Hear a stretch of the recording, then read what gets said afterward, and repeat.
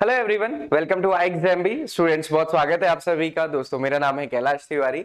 अपनी आज की इस वीडियो में हम डिस्कस करने वाले हैं नाबार्ड की प्रिपरेशन से रिलेटेड एक इंपॉर्टेंट चीज को, और वो क्या है कि एग्रीकल्चर से रिलेटेड या फिर जो एआरडी से रिलेटेड स्कीम्स हैं उनको हम कैसे याद करें कि जो एग्जामिनेशन में क्वेश्चन आए वो हमारा कवर हो जाए। क्योंकि कई बार ऐसा होता है हमने स्कीम तो पढ़ी बट जो वहां पे क्वेश्चन आया अब वो दिख भी बहुत बेसिक रहा है बट वो हमें आ भी नहीं रहा है। ये सिचुएशन ना हो और कैसे हर स्कीम में सारे पॉइंट कवर हो, ये आज हम डिस्कस करेंगे। तो ये 6 पॉइंट ट्रिक है to remember any scheme whether it is from the ARD और ईएसआई। आप किसी के लिए भी इसको यूज कर सकते हैं। इन जनरल कोई भी गवर्नमेंट की स्कीम है उसको अगर आप ऐसे ही याद करेंगे कम से कम आपको बेसिक चीजें जरूर याद हो जाएंगी, तो वो हम डिस्कस करेंगे।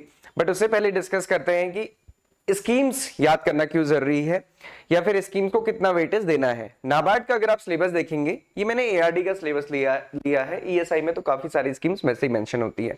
तो आप देखेंगे एआरडी के सिलेबस में ही यहाँ मेंशन किया present scenario of Indian agriculture and allied activities, recent trends, major challenges in agriculture.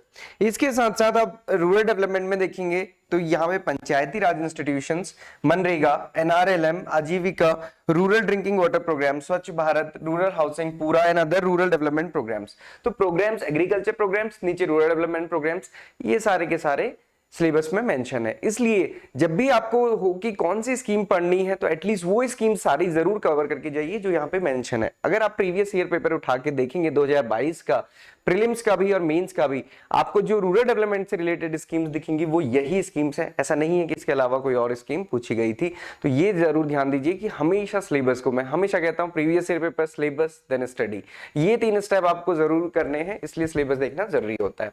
अब देखिए, मैंने आपको पहले भी दिखाया कि क्वेश्चन लास्ट ईयर के जो क्वेश्चन आए थे उसमें स्कीम से रिलेटेड जो क्वेश्चन आए वो 7 क्वेश्चन आए। अब वो कौन कौन सी स्कीम थी? पीएम किसान, ये एग्रीकल्चर स्कीम होगी। प्रधानमंत्री मत्स्य संपदा योजना, कृषि विज्ञान केंद्र पे क्वेश्चन पूछा गया। ट्राइसेम पे क्वेश्चन पूछा गया। रूरल डेवलपमेंट का प्रधानमंत्री आवास योजना, ग्रामीण, ग्रामीण सड़क योजना, डीएनआरएलएम। अभी देखा, ये हमने देखा कि ये स्कीम्स तीनों की तीनों सिलेबस में मेंशन है। पीएम किसान क्योंकि एग्रीकल्चर के तो वहां डायरेक्ट मेंशन है कि सारे प्रोग्राम्स, तो ये मेजर स्कीम्स हैं, वो पूछी गई थी। तो आप देख सकते हैं कि 7 से 8 क्वेश्चन हमें लास्ट ईयर 2021 में, जब 22 में तो 7 क्वेश्चन थे, 21 में अगर आप देखेंगे तो वहां पे 10 से 12 क्वेश्चन पूछे गए थे। इसके अलावा भी बाकी क्वेश्चंस काफी रिलेटिव रहते हैं, तो ये क्वेश्चंस को फोकस करना है। अब इनसे क्वेश्चन पूछे कैसे गए वो आप एक बार देख लें। पहले फेज 2 का देख लेते हैं। मेंस में जो स्कीम से क्वेश्चन पूछे गए, मेंस में आपको पता है कि पार्टली ऑब्जेक्टिव होता है, पार्टली डिस्क्रिप्टिव होता है। तो जो ऑब्जेक्टिव पार्ट में क्वेश्चन पूछा गया, ये देखिए, ई नैम से 3 क्वेश्चन पूछे गए। परंपरागत कृषि विकास योजना से 3 क्वेश्चन पूछे गए। प्रधानमंत्री आवास योजना से 3 क्वेश्चन पूछे गए। अगेन ये वही स्कीम है जो सिलेबस में मेंशन थी, ये वही स्कीम्स हैं जो एग्रीकल्चर की मेजर स्कीम्स हैं। इसके अलावा प्रधानमंत्री मत्स्य संपदा योजना, देखिए प्रीलिम्स में भी क्वेश्चन था, मेंस में भी क्वेश्चन था। 15 मार्क्स का डिस्क्रिप्टिव कंपलसरी क्वेश्चन ये था। देन एनआरएलएम पे क्वेश्चन था डिस्क्रिप्टिव में भी, और पीडीएस, फूड सिक्योरिटी वाला क्वेश्चन भी यहाँ पे पूछा गया था। तो ये फेज 2 के भी है। तो आप देख सकते हैं कि सफिशिएंट, या फिर हम कहते हैं कि जो पेपर का जो कंट्रीब्यूशन है डायनामिक और स्टैटिक का, उसमें आप देखेंगे स्कीम का बहुत बड़ा रोल है। अगर आप यहाँ पे भी देखेंगे 3 क्वेश्चन प्रधानमंत्री आवास योजना के आए थे और ये 2 मार्क्स के थे और 1 मार्क्स के भी क्वेश्चन थे। इसके अलावा 15 मार्क्स में 2 क्वेश्चन स्कीम से और 10 मार्क्स में 1 क्वेश्चन, 15 मार्क्स। अब क्वेश्चन कैसे थे? देखिए, कुछ क्वेश्चन तो इजी थे बट कुछ क्वेश्चन डिफिकल्ट भी थे। और मैं एक चीज आपको बताता हूं, जब हम एग्जाम देते हैं तब हमें क्वेश्चन ज्यादा डिफिकल्ट दिखते भी हैं, लगते भी हैं, क्योंकि उस समय हम डिफरेंटली उसको सोच रहे होते हैं। ये हमारे मेमोरी बेस्ड पेपर है, और मेमोरी बेस्ड में थोड़ा सा क्या होता है कि वो इजी हो ही जाता है, मतलब डायरेक्ट हम लोग डायरेक्ट लिखते हैं जनरली। तो इसलिए इसको देख के आप ये ना सोचे कि क्वेश्चन इतना ही इजी था, क्वेश्चन डिफिकल्ट भी रहे होंगे। और जो क्वेश्चन डिफिकल्ट थे बताऊंगा, जैसे ये क्वेश्चन डिफिकल्ट था। Scheme which is used to assess the current status of soil health and when used over a time to determine changes in the soil health that are affected by the land management, इसको हम क्या कहते हैं? तो इसको हम soil health card कहते हैं। ये तो बेसिकली समझ आ गया कि assess the current new status of the soil health के प्रेजेंट स्टेटस को जांचने के लिए, तो ये सॉइल हेल्थ कार्ड स्कीम है। अब ये बेसिक सा क्वेश्चन हो गया कि सॉइल हेल्थ कार्ड के स्कीम के बारे में पूछा गया। दूसरा क्वेश्चन देखिए, an integral part of the national agriculture research system aims at the assessment of the location specific technology module in agriculture. Simple से पूछा उन्होंने कि एग्रीकल्चर रिसर्च सिस्टम में कौन सा ऐसा assessment location specific technology module में काम करता है। अब ये सारे दिए, यहाँ पे हमें कंफ्यूजन हो सकता है क्योंकि हमें बाकियों के बारे में भी प्रॉपरली पता नहीं होता है।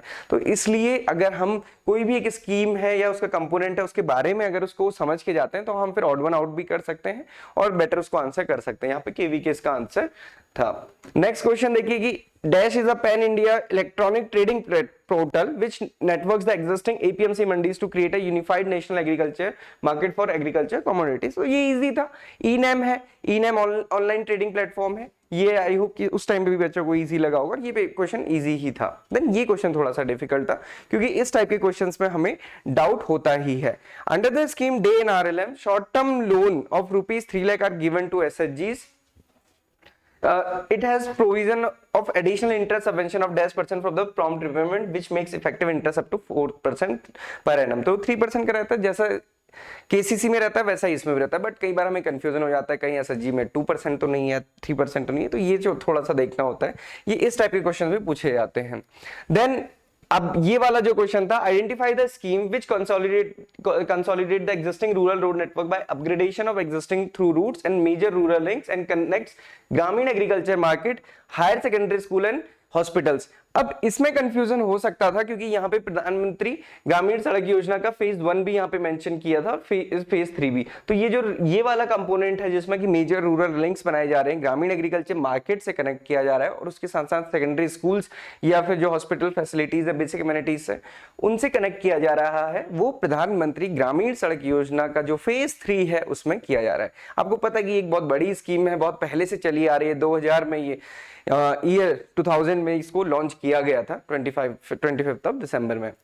देन ये अगेन इजी क्वेश्चन था कि flagship scheme of the government which focuses on harnessing fishery sector potential and aims to double the fish farmers income, Pradhan Mantri Matsya Sampada योजना। ये प्रीलिम्स में पूछा गया और मेंस में 15 मार्क्स का क्वेश्चन पूछा गया था। तो ये काफी मतलब आप देख सकते हैं कि जो इंपॉर्टेंट स्कीम्स होती हैं उस पे ये पूछा ही जाता है। अब ये देखिए एक और क्वेश्चन पूछा गया था, scheme in which centre transfer an amount of ₹6,000 per year in 3 equal instalments directly into the bank accounts of all land holding farmers, PM Kisan हम उसे कहते हैं।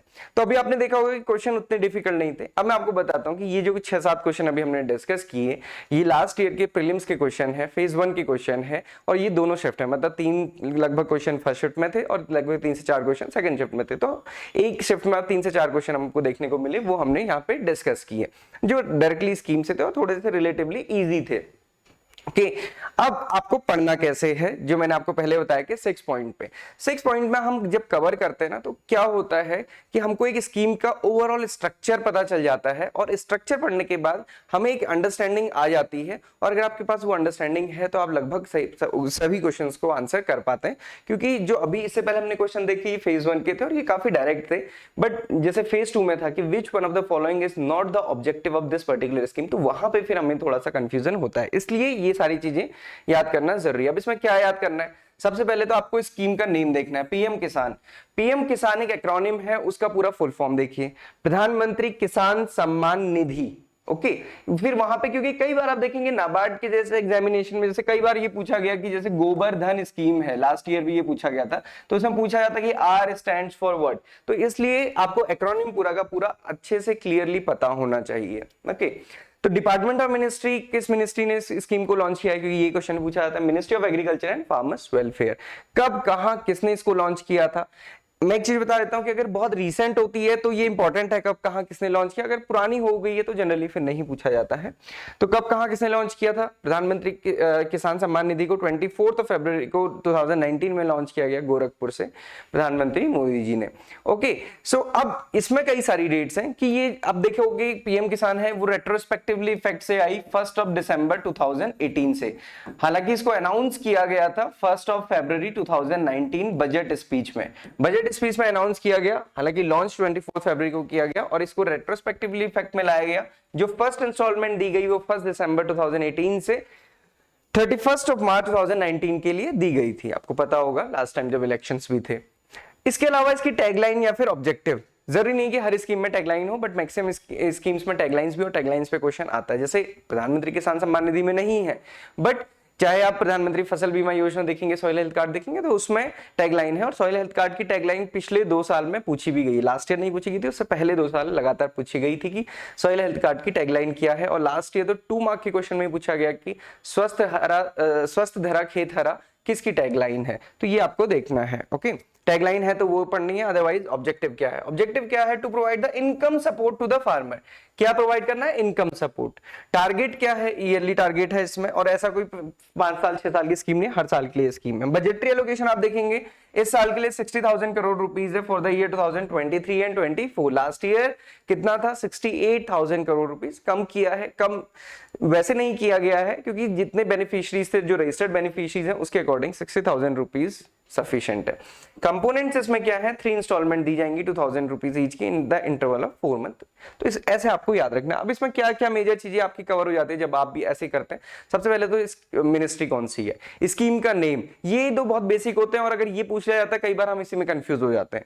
ओके, देखने या सुनने में बहुत ईजी लगता है, बट जब ईजी क्वेश्चन वहां पे गलत होते हैं या फिर नहीं आते तो फिर दुख ज्यादा बड़ा होता है। ओके, तो इस टाइप से आपको कवर करना है, एटलीस्ट इतना करना है। उसके बाद आप जितना डेप्थ में पढ़ेंगे वो आपके लिए सरप्लस या पॉजिटिव होगा। सिमिलरली प्रधानमंत्री मत्स्य संपदा योजना किस डिपार्टमेंट की है? मिनिस्ट्री की है। तो पहले तो पीएमएमएसवाई, प्रधानमंत्री Matsya Sampada Yojana. Okay, department and ministry, department of fisheries under the ministry of fisheries animal husbandry and dairying. पहले मैंने आपको कई बार बताया कि पहले ये डिपार्टमेंट, ये जो मिनिस्ट्री है, ये पूरा ही एक डिपार्टमेंट हुआ करता था मिनिस्ट्री ऑफ एग्रीकल्चर के अंदर। अभी इसको अलग मिनिस्ट्री बना दिया गया है। कब कहां किसने लॉन्च किया? तो 10 सितंबर को बिहार से लॉन्च किया गया, 10 सितंबर 2020 में। ओके, कोविड के दौरान में इसको लॉन्च किया गया था, प्रधानमंत्री मोदी जी ने ये वीडियो कॉन्फ्रेंसिंग के थ्रू लॉन्च की गई थी। टैगलाइन इसकी भी एज इट इज कोई टैगलाइन नहीं है, ब्लू रेवोल्यूशन का ही पार्ट है। ऑब्जेक्टिव क्या है? ऑब्जेक्टिव देखिए, इस पे 15 मार्क्स का क्वेश्चन लास्ट ईयर पूछा गया, और मैं आपको बताऊं कि लास्ट ईयर जब मेंस का एग्जामिनेशन, मतलब प्रीलिम्स के बाद जब मेंस के एग्जामिनेशन की डेट आ गई थी, तो हमने एक स्कीम को बहुत डिटेल में डिस्कस किया था यूट्यूब पे, वो प्रधानमंत्री मत्स्य संपदा योजना ही थी। तो क्योंकि ये स्कीम ऐसी स्कीम है जो करंट में गवर्नमेंट जिसको बहुत ज्यादा फोकस कर रही है, और ये कैसे हमें पता चलता है? पीआईबी से, या फिर गवर्नमेंट किस में फोकस करती है। तो ऑब्जेक्टिव आपको बहुत अच्छे से देखने हैं, एंटीसिपेटेड आउटकम्स अच्छे से देखनी है। अब ऑब्जेक्टिव क्या है? सबसे पहले तो enhance the fish production and productivity. हमको फिश के प्रोडक्शन को बढ़ाना है, प्रोडक्टिविटी बढ़ानी है। कैसे बढ़ेगी? अभी इतने सारे फार्म में, इतनी लंबी कोस्ट लाइन हमारी ऑलरेडी है, हमको उसमें न्यू टेक्नोलॉजी का हेल्प लेके, क्योंकि आप देखेंगे ओल्ड एज सिस्टम है हमारा फिश कैप्चर करने का, तो उसमें थोड़ा सा टेक्नोलॉजी एडवांसमेंट लेकर आना है सो दैट की प्रोडक्शन प्रोडक्टिविटी इंक्रीज हो। To enhance the post harvest management. Post harvest management ये नहीं होना चाहिए कि फिश पकड़ के लाए, मच्छी बाजार में जाके डंप कर दी, और आपने देखा ये पाइल्स होते हैं इस टाइप के बनाए हुए, और उसके बाद वो सेल होती है और जैसे तैसे औने पौने दाम में शाम को बेचना है, क्योंकि अदरवाइज वो खराब हो जाएगा, क्योंकि पोस्ट हार्वेस्ट मैनेज करने के लिए नहीं है। तो पोस्ट हार्वेस्ट मैनेजमेंट होता है तो हम वैल्यू ऐड कर पाते हैं, उसकी शेल्फ लाइफ इंक्रीज होती है और बेटर रिटर्न्स मिलते हैं। Robust regulatory framework, regulatory framework होना चाहिए, रेगुलेशंस होने चाहिए, सो दैट कि अगर एक्सपोर्ट करना है तो वो बहुत अच्छे से हो पाए, मैनेज हो पाए, और साथ ही साथ फार्मर को इनकम जनरेशन हो पाए। पोस्ट हार्वेस्ट मैनेजमेंट का एक बहुत बड़ा फायदा होता है कि इसमें एम्प्लॉयमेंट जनरेशन होता है। क्यों? क्योंकि इंडस्ट्रीज सेटअप होंगे, और इंडस्ट्रीज सेटअप होंगी तो डेफिनेटली उसमें लार्ज अमाउंट में एम्प्लॉयमेंट जनरेशन होता है। इसके लिए टारगेट है 2024 एंड 25 का 5 साल का है। बजट एलोकेशन देखेंगे पूरे 5 साल के लिए 20,050 करोड़ रुपीस है। इस साल के लिए 2,000 करोड़ रुपीस अलॉट किए गए हैं। कंपोनेंट क्या है? इसमें नॉन बेनिफिशियरी और बेनिफिशियरी ओरिएंटेड कंपोनेंट्स हैं, जिसमें कि डिफरेंट सब्सिडीज भी हैं। वो हमने डिटेल में एक बार स्कीम को डिस्कस किया था, तो आप उसमें देख सकते हैं। अदरवाइज आपको लगता है कि स्कीम्स डिटेल में डिस्कस करनी है, आप जरूर बताइएगा, हम फिर से स्कीम्स को डिटेल में डिस्कस करेंगे। So this is how you have to cover your schemes. At least 6 points ये आप हर किसी में बनाइए कि डिपार्टमेंट और मिनिस्ट्री कौन सी है, कब कहाँ किसने लॉन्च की, टैगलाइन एंड ऑब्जेक्टिव, टारगेट कितना है, क्या टारगेट है उसका, बजट एलोकेशन और कंपोनेंट्स। अगर आप इतनी चीजें कर लेंगे, ऑब्जेक्टिव में क्लैरिटी रहेगी, तो फिर आप डेफिनेटली अच्छा करेंगे। ओके, सो इस टाइप से आप कीजिएगा। बाकी आपके कोई भी डाउट क्वेरीज हैं तो आप पूछ सकते हैं। नाबार्ड ग्रेड ए 2023 हमारा ऑलरेडी बैच चल रहा है, जिसमें अभी हम एक इंट्रो क्लास करने वाले हैं 30 अप्रैल को। तो जो भी नए स्टूडेंट एनरोल करना चाहते हैं आप कर सकते हैं। बाकी हमारे कोर्स में आपको सारा स्टडी मटेरियल मिलता है, उसके साथ साथ लाइव क्लासेस मिलती हैं, so that you can prepare 50% faster. आपका कम टाइम लगे और आपको बेटर अंडरस्टैंडिंग हो कंसेप्ट की भी, और आपको चीजें जल्दी समझ जाए। इसके अलावा प्रीवियस ईयर पे mock test, previous year paper, mock test आपको हमारी वेबसाइट पे मिल जाएंगे, जिनको आप अटेम्प्ट कर सकते हैं। लिंक नीचे डिस्क्रिप्शन बॉक्स में मिल जाएगा। इसके अलावा आपकी कोई भी क्वेरी है, क्वेश्चन है, आप यहाँ पे पूछ सकते हैं। सो this is all for today. Thank you for watching this video at iExamB। Make your preparation 50% faster. Thank you everyone.